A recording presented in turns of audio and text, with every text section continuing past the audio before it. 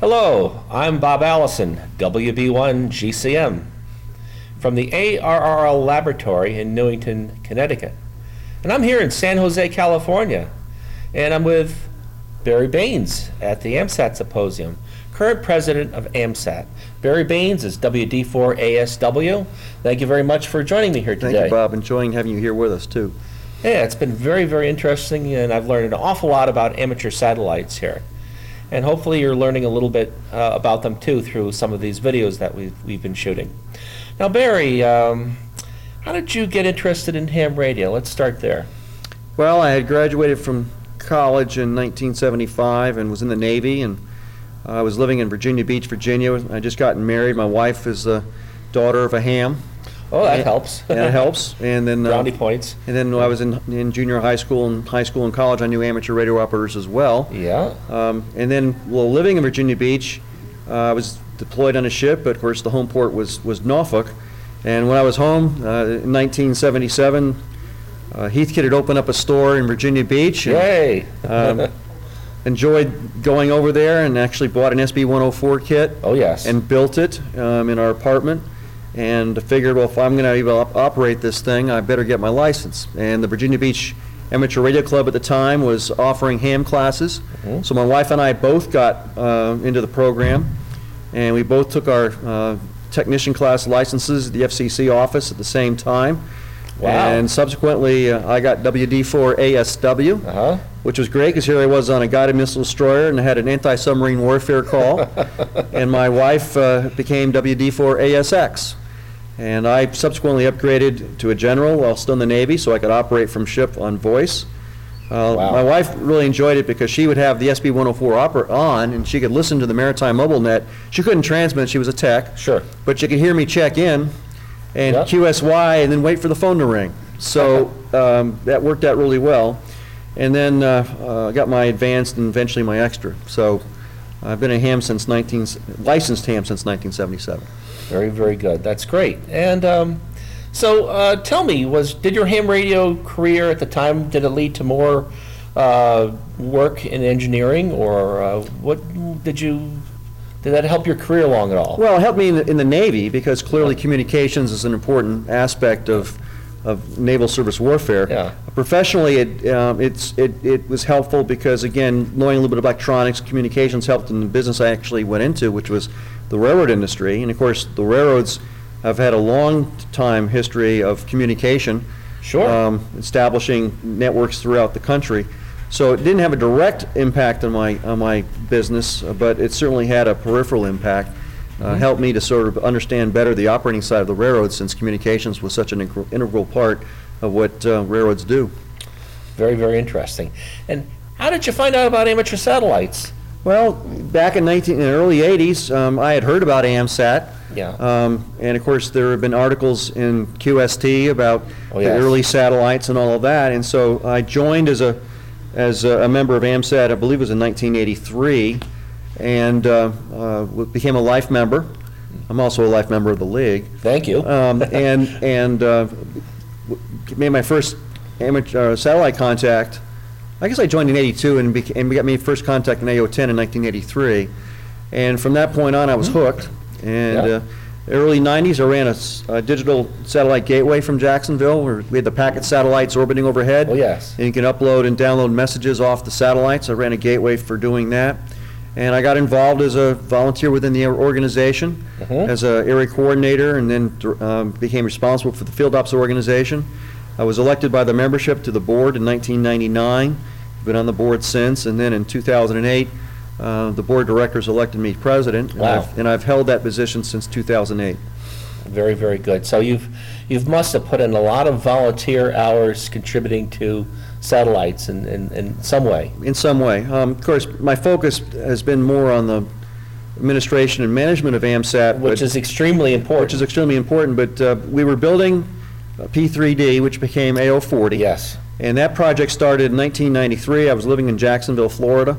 And between 1993 and when we completed the satellite in 2000, I would drive on the weekends from Jacksonville down to Orlando. Wow. To go to the integration lab and do whatever functions that the team down there wanted me to do, and then would drive back to Jacksonville. So between 1993 and 2000, I figured I had driven about 25,000 miles down 95 and I-4 to get to Orlando to help out with the project. And countless man-hours doing that. And countless man-hours doing that. Well, that's great. That's what it takes to actually get a satellite up in the air, a bird, and a lot of work. You have to have the administration people, and you have to have the engineer. So it takes a lot of talent to actually get one of these satellites up in the air, and a little bit of luck.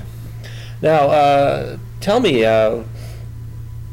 what's the future of AMSAT? What do we have to look forward to with satellites down the road? Okay, well, let me first comment that 2011 has been a very good year for AMSAT. Oh, yes. Couple of things. One, of course, was the successful deployment of ARRSAT-1 from the International Space Station in August of this year. ARRSAT was a project that was initially started in 2006 as SuitSat-2. 2009, we lost the spacesuit. The spacesuit that we were going to use as a surplus suit was removed from the space station. So we didn't have our structure, if you will, to put our equipment into. So we actually had to start over and build an actual space frame to house the equipment. Yes. And the engineering team at AMSAT did a phenomenal job of quickly coming up with a robust and successful space frame design.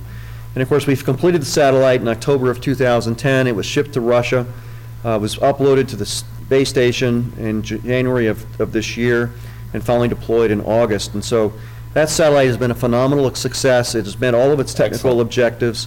It's the first satellite, for example, with a software-defined transponder installed. Oh. So we talk about software-defined radio. You know that, now it's in orbit as well as here on Earth. Yeah. We have slow scan TV cameras that are downloading a number of very interesting images that people find a lot of fun. We've got voice messages from children in 15 different languages, 24 different messages in total that are transmitting on an FM downlink. It's the SDX that allows us to have 4 simultaneous transmissions at one time. Amazing. I have a CW beacon, a BPSK telemetry beacon.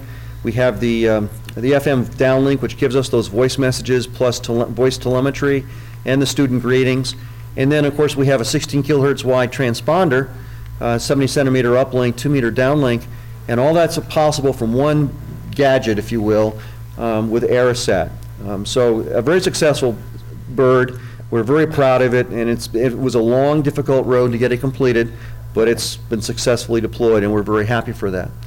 Yeah, I watched the video of it actually being deployed, and it has its bumps. It really was well built because it was on a tether and it was bumping around a little bit before it was released. So and that deployment was deferred. We were watching on NASA TV the deployment, and it looked to us as if the 70 centimeter receive antenna had not been installed. We were looking for the little stub to come out, and we didn't see it. And so fortunately, we had a communications linkage with the Johnson Space Center, and through them, they contacted Moscow and asked them to hold on to the satellite until an evaluation could be made as to the condition of that antenna. We subsequently determined that the antenna had been broken. There was a dummy load placed on that connection point going up to the space station, because you didn't want to have a disconnected antenna, on that flight. Yes. There was a dummy load. Well, apparently what happened was that the 70 centimeter antenna had been mounted, but somehow at some point had been broken.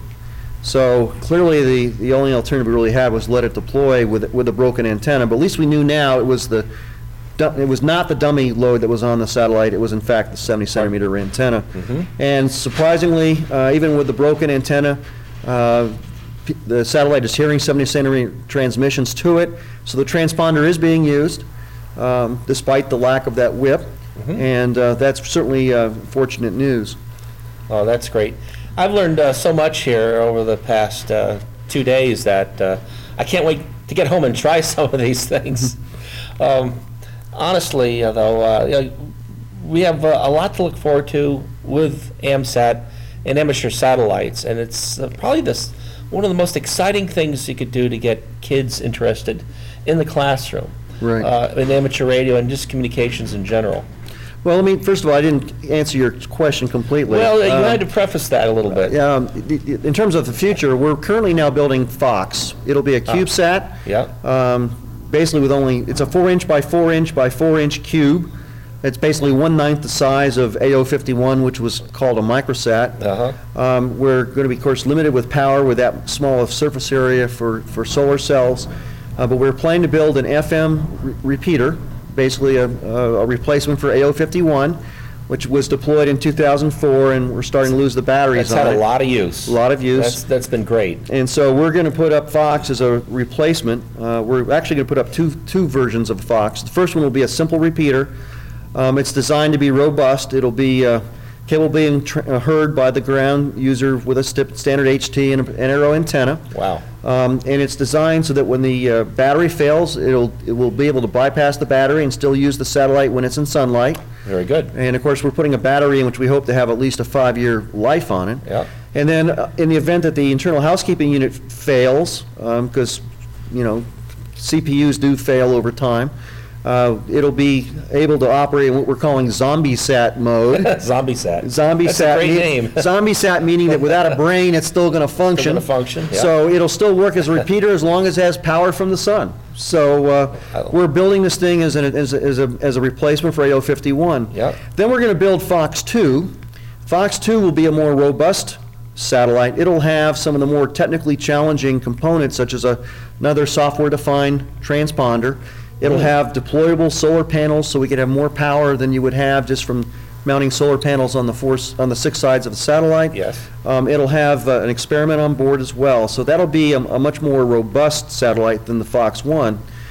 We are applying for a NASA grant for launch opportunities.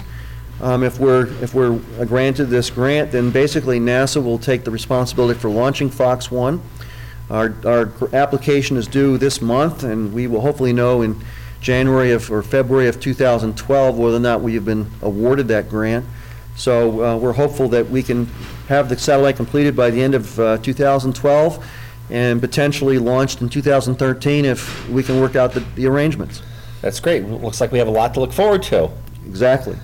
You mentioned children. Yeah. One of the things that ARRSAT is meant to do is provide a venue for STEM.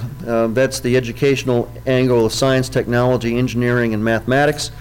And we have a number of components on board. The ARRSAT is meant to sort of encourage students to listen for the satellite. That's one of the reasons why we have the voice readings, the voice telemetry, the slow scan television imagery, in an attempt to try to build a foundation that students and teachers can then use in terms of teaching students about space and RF communications and imagery and how does this stuff work. And educational outreach is becoming much more of a critical component for AMSAT because it's the educational outreach that people are willing to support to place a satellite in orbit. If you're NASA, if you're a major donor, you're not particularly interested in whether an amateur radio operator can talk to another amateur radio operator. But if you can demonstrate that you're providing an opportunity to put a student payload in orbit, and keep in mind, ARRSAT does have a student payload on board. Oh. That is the justification from a NASA or space agency perspective as to why you would want to support putting an ARRSAT in orbit. In the case of ARRSAT, we have a Kursk State University payload built by Kursk in Russia that measures the vacuum of space. Wow. And so for the first 10 days of ARRSAT's life, we were collecting data, forwarding it to the ground. Amateur radio stations around the world were collecting the telemetry directly from the satellite, forwarding it to a central server where that Kursk State University telemetry plus the satellite telemetry is stored, and then the Kursk State University people can access it.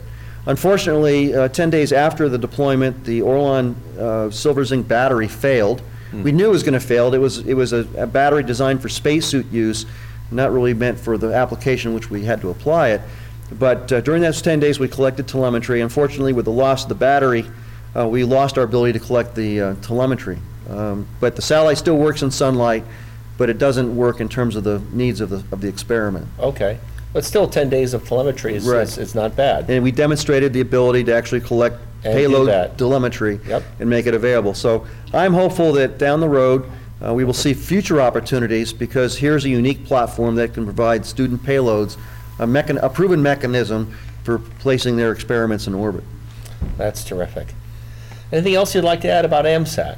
Well, AMSAT, of course, is celebrating the 50th anniversary of the launch of Oscar 1. That's one reason why we're holding our space symposium here. But AMSAT itself was created in 1969. We celebrated our 40th anniversary in 2009. And over the years, we have been very much of an organization that has sort of pushed the technological envelope. Oscar 1, of course, was the first secondary payload to be placed on a launch vehicle. And other amateur satellites have proven their technical prowess. The microsats that were launched in 1991 proved the viability of a 9-inch by 9-inch cube in terms of its ability to provide useful communications or science. And so now what we've sort of proven to ourselves and to the rest of the world is that there's viability in small satellites. And that has created a dilemma for us because now everybody's building small satellites. And what used to be a, quote, free launch is no longer available. CubeSats, which are even smaller, 1/9 the size of a microsat at a 4-inch by 4-inch by 4-inch cube. 3 years ago, a CubeSat launch cost around $40,000. It's now up to $160,000. Oh my! Because of the fact that commercial interests and defense interests are actually building CubeSats for their purposes. So supply and demand dictates launch costs, and therefore we're sort of being priced out of the market. That's why this NASA grant is so important, because it would provide a viable means for an organization such as AMSAT to remain in the position to be able to afford to not only build our satellites but launch them. So it's an expensive hobby we have in terms of being able to put these things in orbit for the enjoyment of amateur radio operators around the world, as well as providing that opportunity for educational outreach that benefits students and teachers as well. Terrific. Well, 50 years ago, a fellow by the name of Don Stoner quipped in CQ magazine, we have this great device. It's a repeater, 6 meters up and 2 meters down, I believe it was. We can launch it on weather balloon, but we really would like a launch vehicle to launch this satellite into space. Does anybody have a launch vehicle? So we can ask that question again today. Who can give us a launch vehicle for a lot less money than what they're asking now? Maybe one of you out there might have one. Or maybe you want to build one so we can launch some rockets up into space. I challenge you. Build a rocket for some amateur satellites. Well, anyway, I'll wrap this up. Barry Baines, thank you very much, Bob, for joining us here. Appreciate the opportunity. And great to have you. It's really nice to meet you and all the fine folks here at this AMSAT Symposium. I'm Bob Allison, WB1GCM, ARRL test engineer here in San Jose, California for the ARRL Laboratory.